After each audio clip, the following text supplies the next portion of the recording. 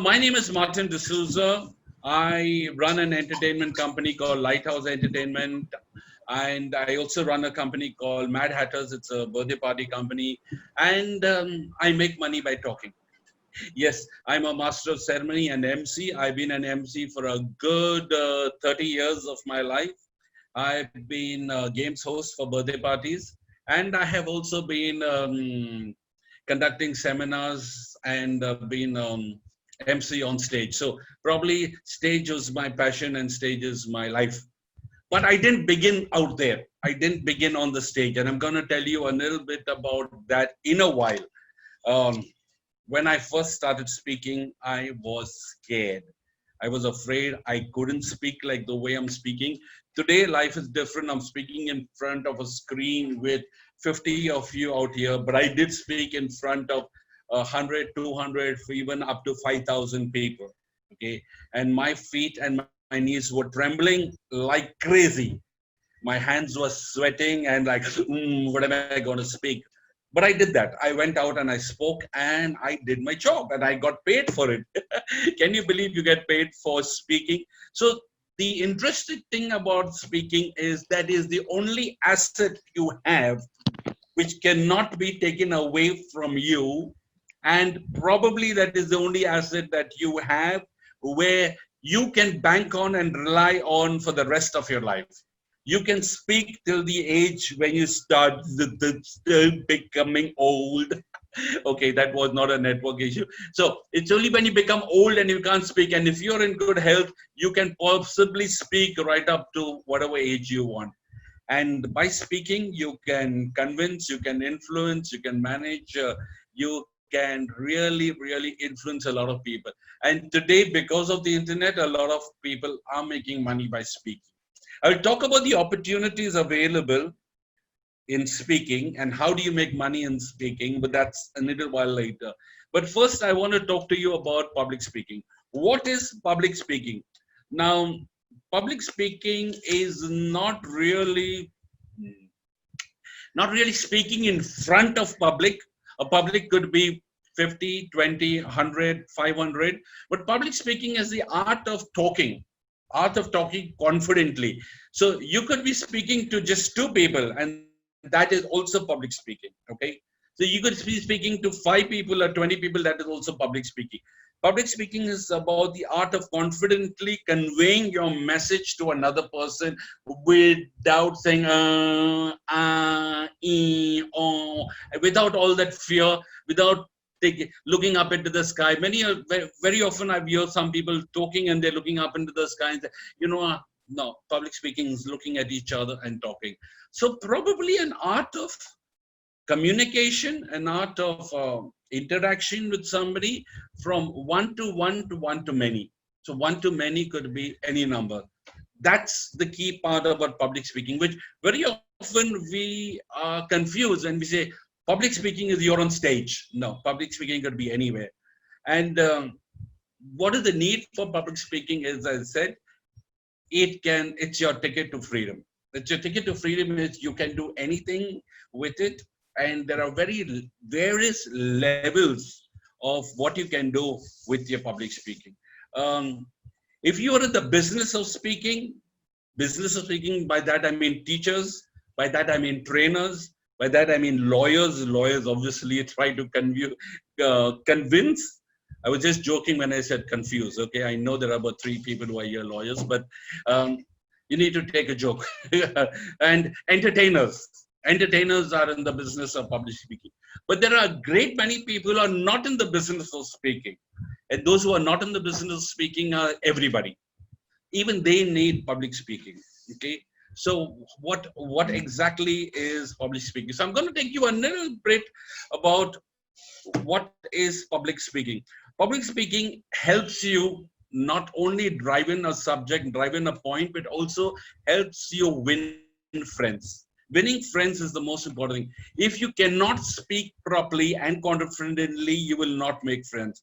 I know I have got about 80 to 90 entertainers working for me, and some of them are great people, but they're scared of talking and they don't open their mouth. And the image that people get of them is they're snobbish, they're snooty, they are arrogant, and whatever.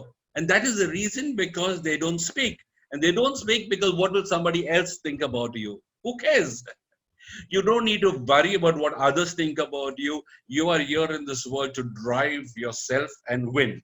Okay. What you need to worry is how you are able to communicate to others. What is better, able to communicate to others and make friends and influence people, or keep your mouth shut and says, what will they think about you? And probably not have any friends in life. So I said, the biggest asset God has given you is your voice. And with your voice, you can do a lot of stuff. Those of you who have been in college, it definitely helps you to make presentation. But more than presentation is, I was in college and people used to push me ahead and say, oh, Martin, you can speak well, make a presentation.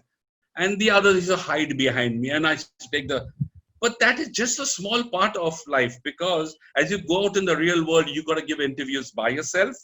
You got to get into group discussion by yourself. You got to face your boss by yourself. And moreover, there is something, and some of you may have heard, is something called the elevator pitch. I know some of you may know about it.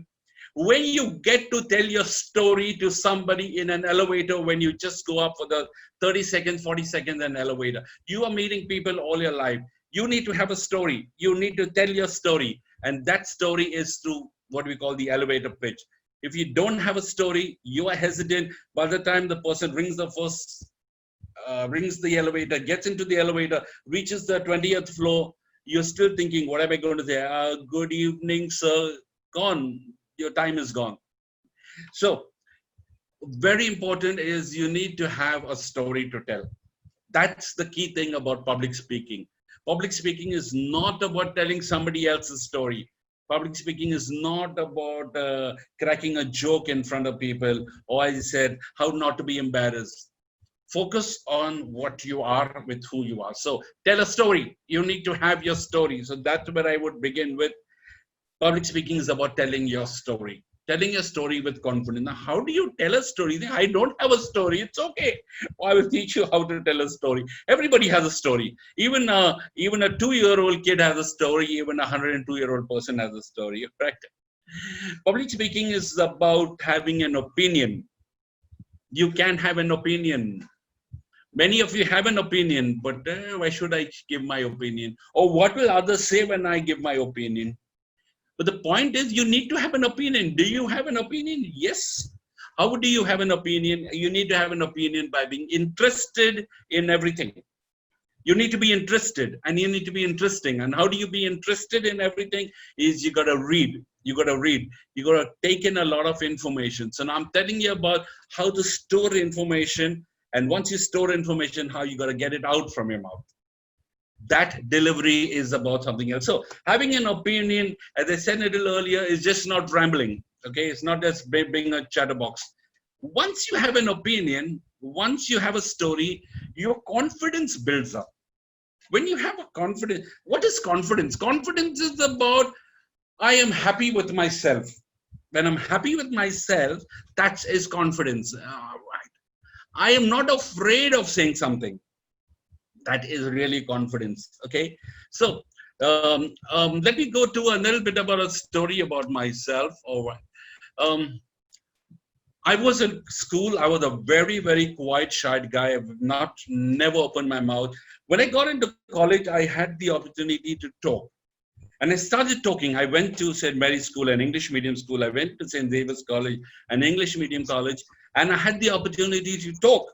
And I grabbed every opportunity. I was there again and again up there on stage. And I realized that my English was a little faltu. It was not the clear-cut English. It's colloquial English, chalta hai English that we have among us there. It is not the English that you speak on stage. And I was pointed out. People told me, hey, listen, you are talking, you're just rambling, and you're using a mixture of Konkani, English, Hindi on stage. It will not work. I said, oh, really? So guess what I did? I attended an English elocution class in the year 1990.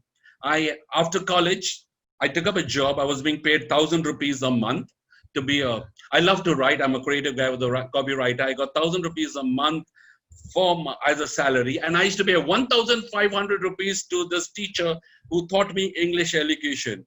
That is, in today's term, it is about 8,500 rupees a month.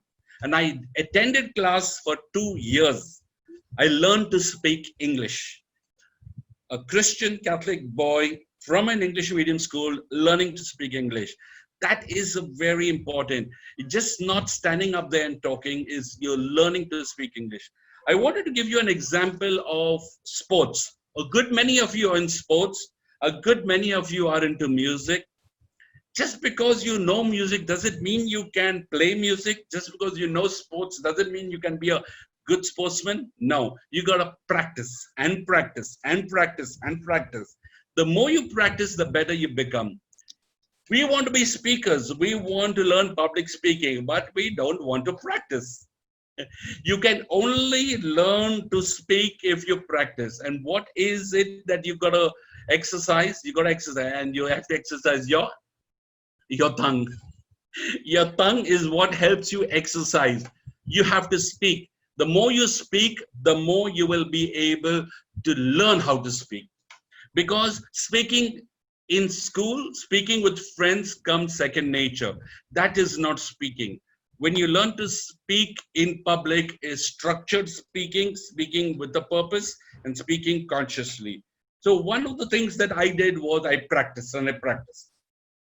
Now there are three things, or probably two or three things, that are very important when you want to be a good speaker. First is a command of the language. That is because you have to learn the language. If you're good in Hindi, you're good in English, this our school education is really not enough. You've got to really learn a little more about elocution.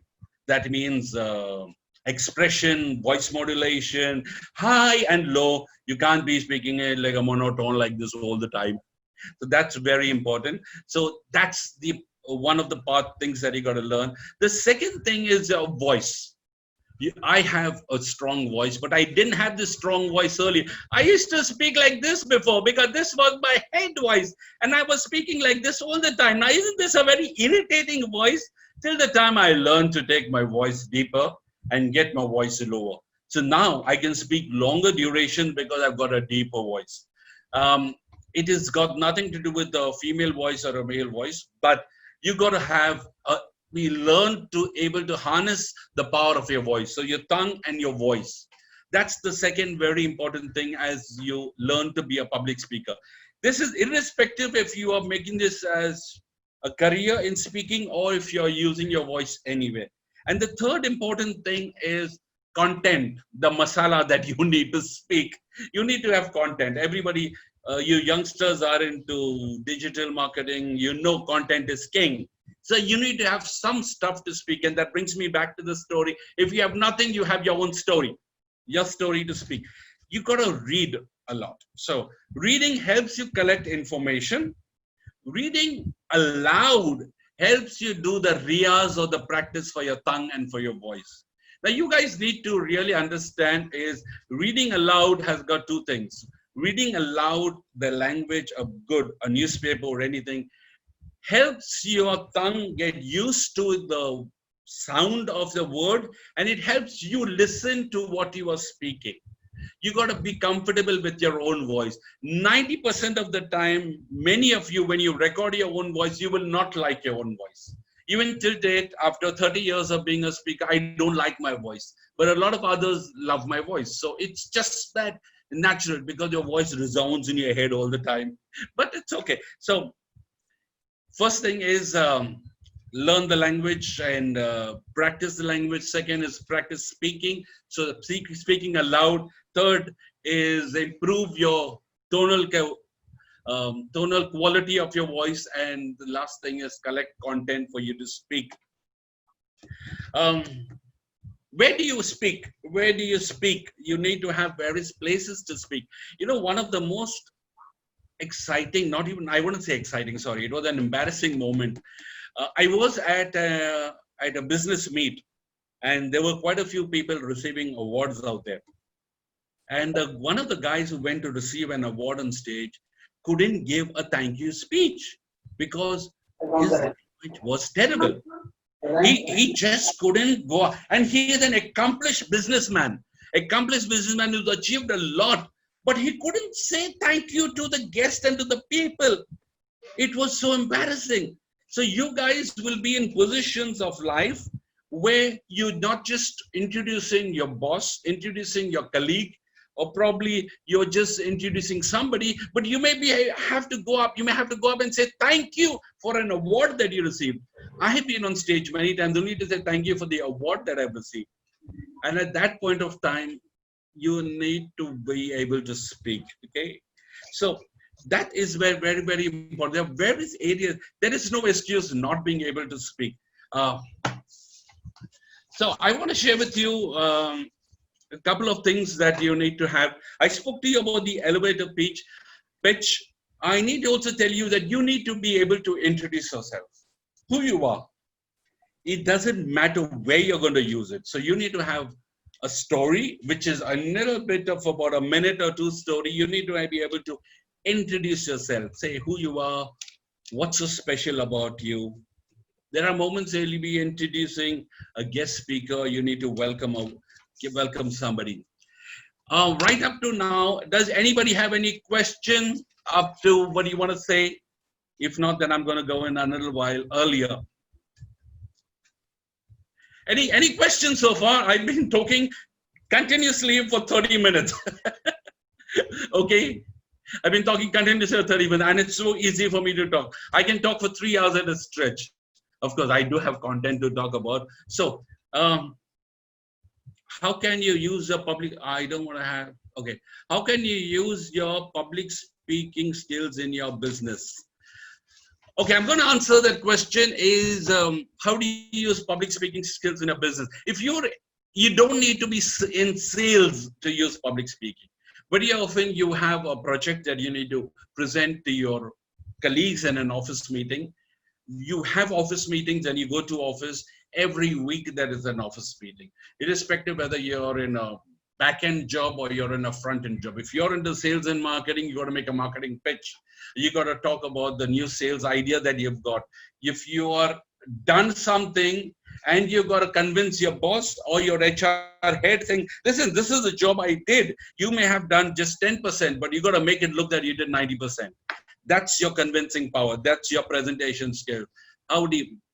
If you're given a topic to speak about, how do you effectively prepare for it? Okay, I'm going to come to that, but let me finish this. So there is n number of moments in life when you need to make a speech, or I wouldn't call the word a speech. I would refer to it as when you're given a chance to speak. And when you're given a chance to speak, you can either convince or you can confuse. If you convince, you will win friends. If you confuse, you may not win friends. But moreover, you don't need to convince everybody all the time. If you are confident and you state your opinion, you should be very agreeable to disagree. So not necessarily you need to disagree with everybody or everybody has to agree with you. This is me, this is what I think, and I believe it. That's it. By your confidence of your speech, people will know that, okay, I agree to disagree, and we can all both be happy at the same time. So in offices, it's very important to learn. As you guys are just about getting out of college and going into work, this is the biggest asset that you will have is your voice. If you're given a topic to speak, and see, there are two aspects about giving a topic to speak. I'm going to refer to both these aspects. One is in education, or one is in a debate, or one is in a control surrounding in college when they say, okay, impromptu speech.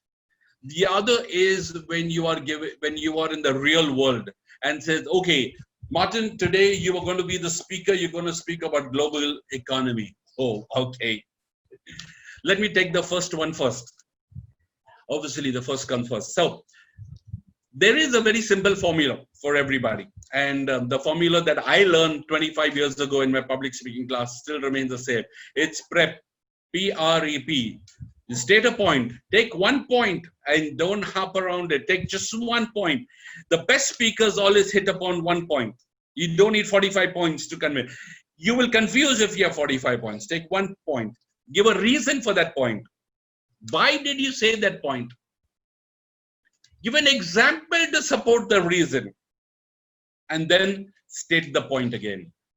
This simple formula is easily takes 10 to 15 minutes of your time in speaking.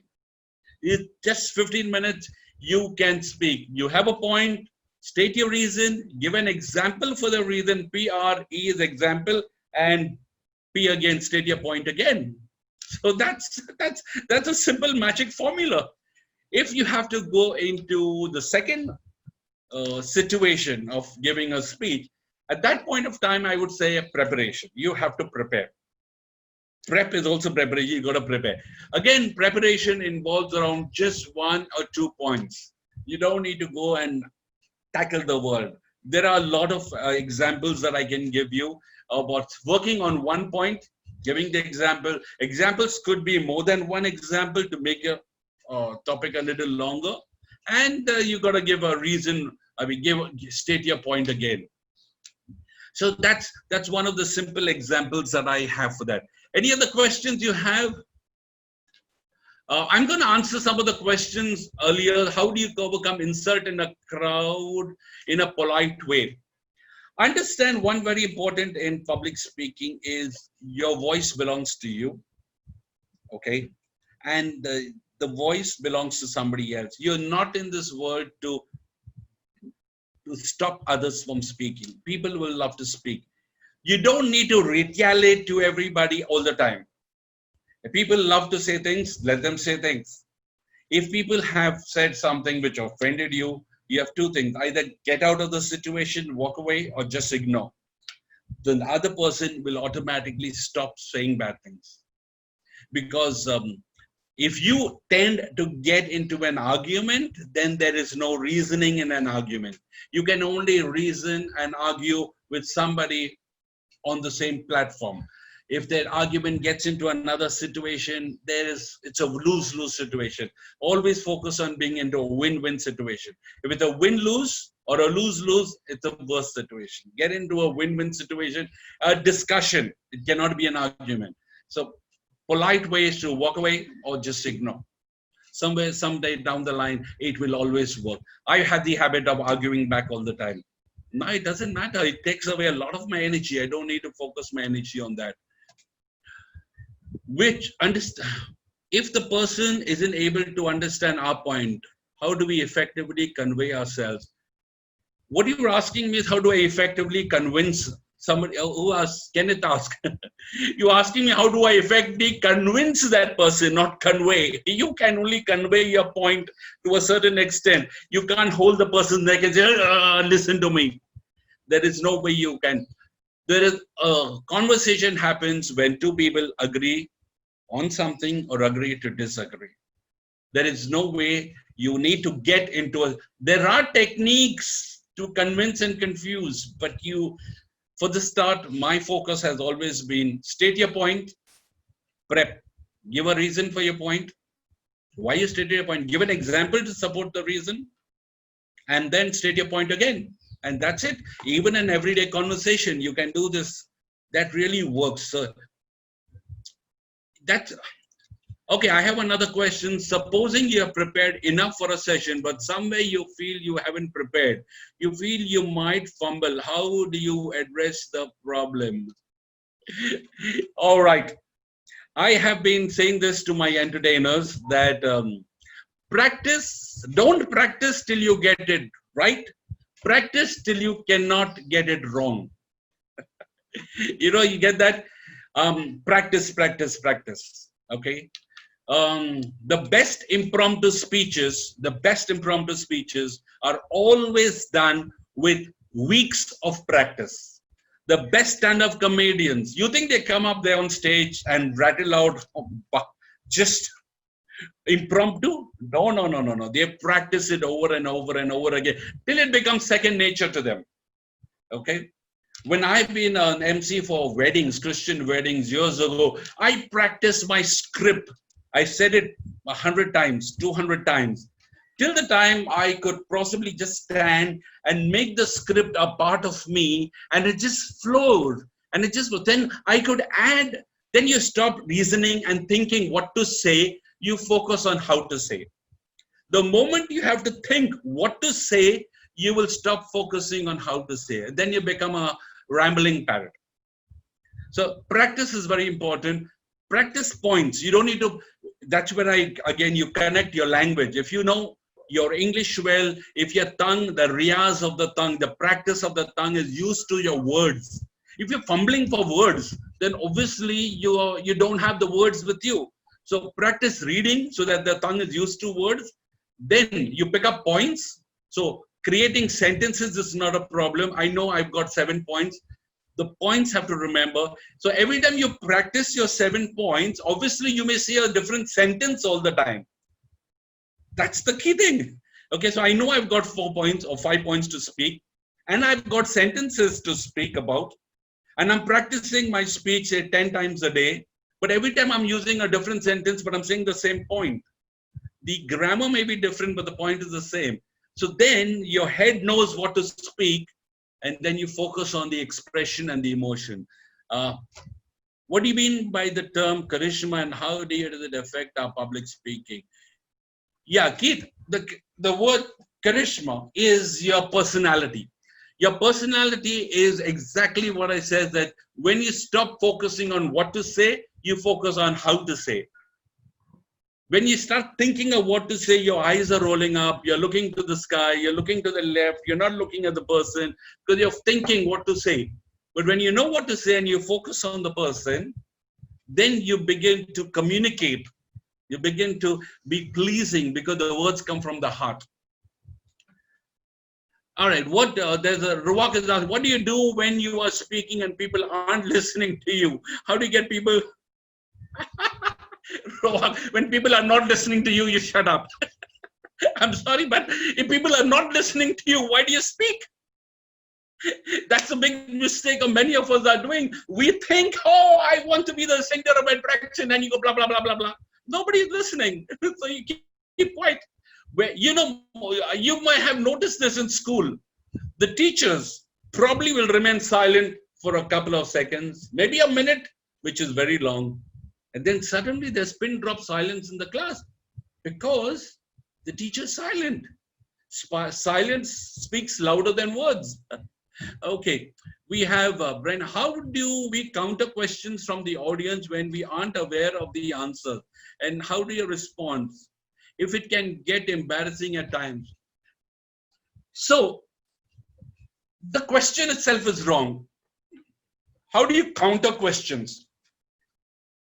You don't counter questions, you answer questions. And if you're true to yourself, if you're humble, you answer questions that you know. If I have a question and I don't know about it. That's so simple. So you have to convey what you know. Don't ramble and say anything that you don't know, but speak up what you know and be honest. Oh, I don't know. I could check on it and get back to you tomorrow, but right now, I'm sorry, I don't know the answer. It's that simple. Is it necessary to speak more about the interest of the other person to get them to agree or maybe explain a point?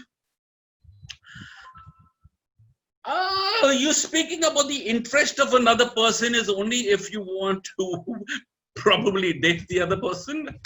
But public speaking is the art of communication. You be interested rather than speaking. You can't speak about an interest of another person. You can ask questions. Tell me more about your music. Tell me about your hike. Or tell me about it. You can ask questions and let the other person talk. If you want to be interested, A, and be interesting, B.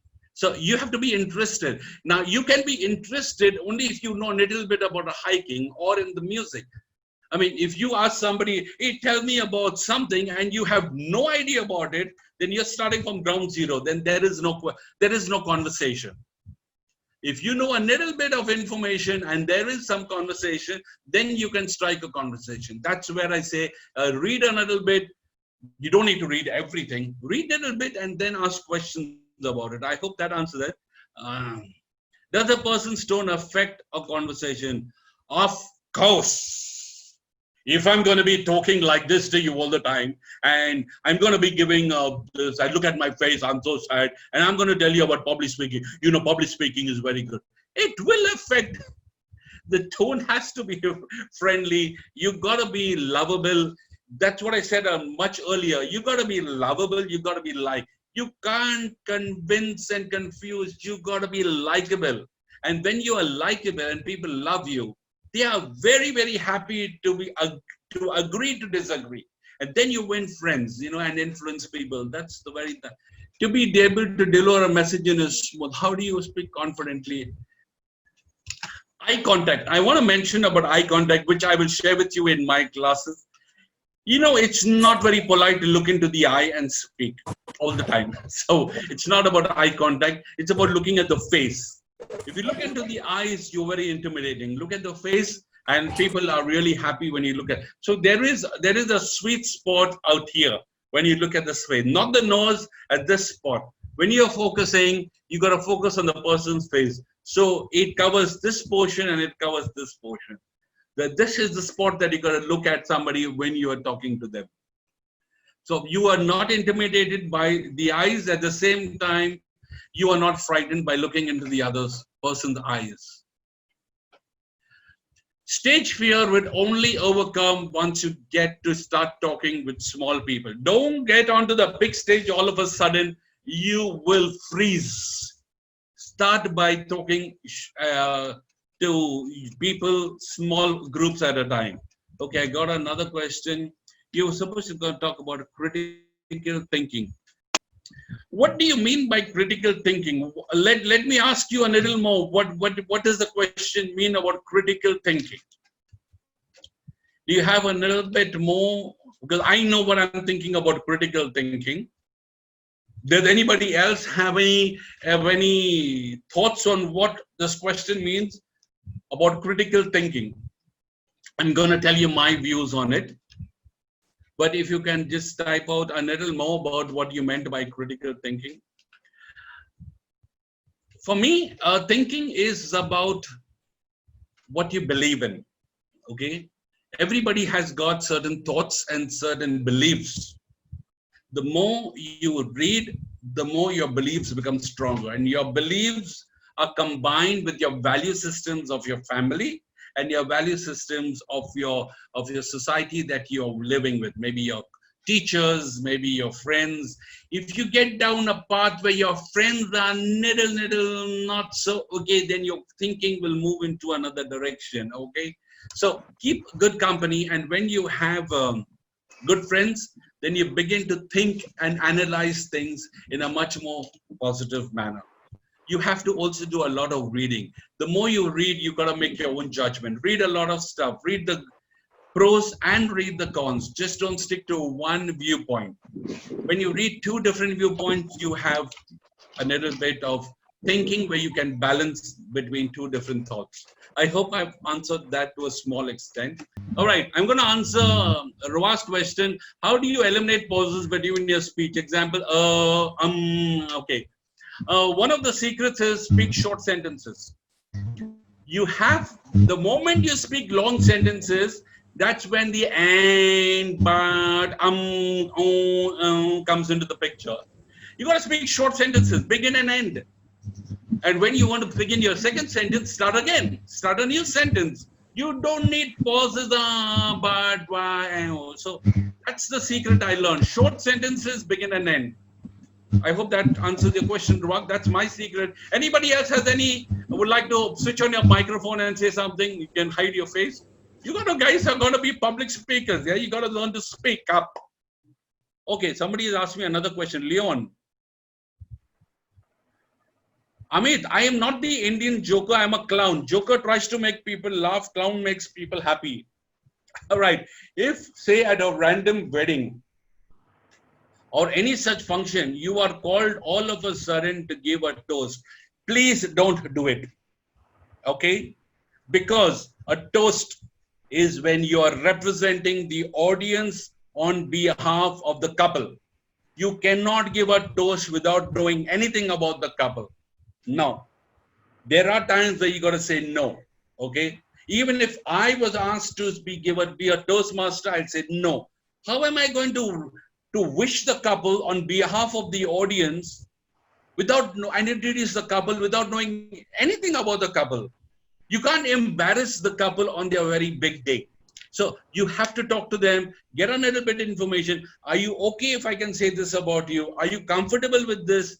And then after preparation, you go up and be a Toastmaster. So Leon, understand it's not appropriate from my point of view to be a sudden Toastmaster. You can go up and say, all right, ladies and gentlemen, I would like to wish the couple all the very best on today and may they live happily after and we are very happy. All that blah, blah, blah, blah you can give, but maybe not say anything about the couple. Lavina asked me, what are the few things you need to involve in your introduction while introducing yourself on stage or everywhere? First, you write down what you like about yourself. Second, you write down what people would like to know about you. Not everything that you like about yourself is what people would like to know about you. Okay? Write a story, who you are. Many of you who joined Mad Hatters know, some of you are here, that you always write a story. The story that you wrote when you were in the 12th and the story that you have today will be very different. You will have a story. So write a story. And once you write a story, obviously, that is something that you can use to make your introductory speech, which I will teach you how to make your introductory speech. Managing timings between delivery and ideas and creating them. Don't get into the stress of thinking of ideas and talking at the same time. No, that's a very bad thing. Create the ideas, formulate your thoughts around the ideas, prepare it and then deliver it. You can't think of what you're going to cook and cook on the spot. You'll make a big khichdi. Preparation is very important. Preparation. The best of speakers prepare. I hope you enjoyed this. Thank you very much for joining me. We've gone way past 1 hour and hope to see you guys somewhere down the line. And don't be afraid to get up and go and speak. Thank you very much for joining me. And thank you for your feedback. Please do share your feedback. And I'm going to be saying goodbye to you guys.